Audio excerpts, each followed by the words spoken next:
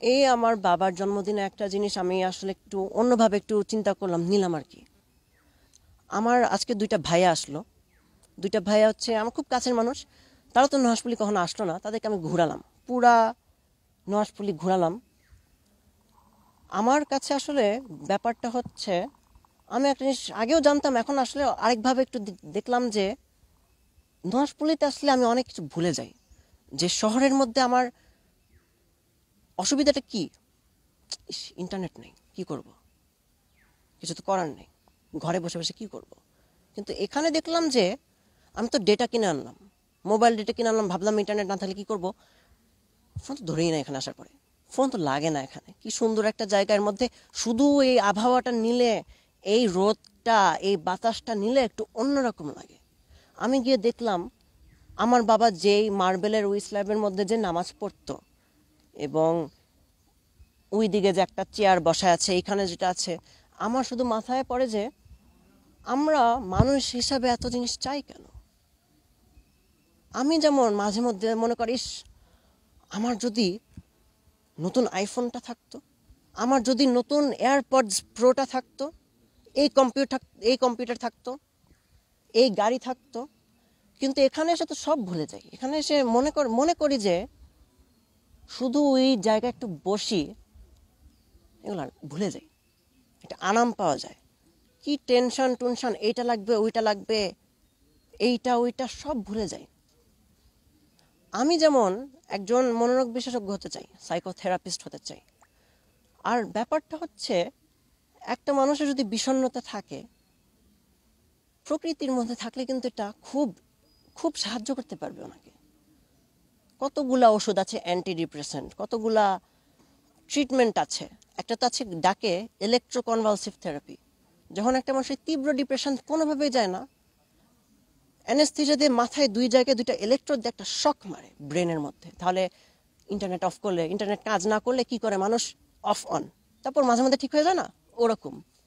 কিন্তু আমরা এটার জন্য, বিষণ্ণতা আসলেই তো একটা খুব ভয়ঙ্কর একটা জিনিস, এটার জন্য আমরা ব্রেনটা একটা সিজার দিব। এত ওষুধ আছে, এত ট্রিটমেন্ট আছে, এত ডাক্তার দেখাতে হবে, কিন্তু এখানে আসলে অন্য একটা শান্তি পাওয়া যায়। শুধু এখান না, প্রকৃতিতে, নেচারে। এখানে এসে যে মাঝে মধ্যে এখানে যে রোদটা লাগছে, আমার কোনো অসুবিধা হচ্ছে না। করাই তো কেউ রোদ, কিন্তু বাসার মধ্যে ঢাকা শহরের যখন রোদটা পড়ে এত বিরক্তিকর লাগে, এই রোদ পেলে উল্টা আরাম লাগে। একটা মানুষের যদি বিষণ্ণতা থাকে, এখানে আসে, সেও কিন্তু ভুলে যাবে। মানুষ বন্দী হয়ে কেন থাকে হচ্ছে কারণ তারা নিজেকে বলে আমি বন্দী হয়ে আছি, নিজেকে বন্দী করে রাখে। হইতে পারে নিজেকে বলছে না বন্দী করে আছি, কিন্তু মাথায় তো এটা ঘুরছে। আমি যদি আপনাকে বলি আপনি হাতির ব্যাপারে চিন্তা করবেন না, আপনার কিসের ব্যাপারে চিন্তা করবেন, হাতি, তাই না? এভাবে আমাদের সাবকনসিয়াস কাজ করে। এইভাবে আপনি যদি এইটা মাথা থেকে বের করে দেন, এরকম একটা খোলামেলা জায়গা, কত সুন্দর জিনিস আছে, গাছ, পুকুর, সুইমিং পুল, ফুল, ভুলে যাওয়া যায়। তো এতগুলা ট্রিটমেন্ট যদি আসলে কাজ করে, এটা করার আগে, এত চিন্তা করার আগে আপনি একটু প্রকৃতির সাথে থাকেন, তাই না? এটা কত মানে উপকার হতে পারে। এবং একটা রিসার্চ করা হয়েছিল, দুই রুগী হাসপাতালে, এক রুগীর ওখানে দেখলো একটা গাছ রেখে দিয়েছে, সবুজ একটা গাছ, ফুল হয়। আরেক রুগীর হাসপাতালে কিছুই নাই। দেখা গেল যে রোগীর হাসপাতাল রুমের মধ্যে গাছটা আছে, সে 2 সপ্তাহ আগে সুস্থ হয়ে গেল। প্রকৃতি জিনিসটাই আমরা দেখলে আমরা কেন এত সুন্দর লাগে, দেখলে কেন আমাদের এত ফ্রেশ লাগে, কারণ আমরা এরকমই থাকতে আমাদেরকে বানিয়েছে আল্লাহ। আমাদেরকে শুধু চাওয়ার জন্য না, যে আইফোন লাগবে, আইপ্যাড লাগবে, গাড়ি লাগবে, ওইটা লাগবে। আজকাল তো আমাদের জীবনটাই, আমাদের স্পেশালি আমার জেনারেশনে, আমার বয়সী আশপাশে, তাদের জন্য সবচেয়ে বড় কি, নতুন ফোন, তাই না? এটা তো হওয়া যাবে না। আমার বাবা যে এই জায়গাটা বানালো, নিশ্চয়ই এটা চিন্তা করেছে, কারণ আমার বাবাও কিন্তু খুব টেকনোলজির একটা ফ্যান ছিল অনেক।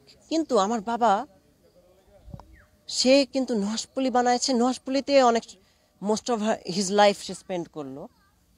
এরকম সহজ সরল যদি আজকাল আমরা হতে পারি, আমরা ট্রুলি খুশি হতে পারবো। যখন আমরা কি চাবো, টাকা, ফোন, এইটা না, আমরা চাবো এরকম একটা শান্তিতে থাকতে ফোনের জন্য কোনো শান্তি নেই।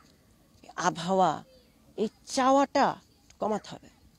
কতজন আছে যারা কিছুই পায় না, যারা এত গরিব যে জ্বর আসছে অর্ধেকটা প্যারাসিটামল কিনতে পারে না। তাদের ব্যাপারে আমরা চিন্তা করি একটু।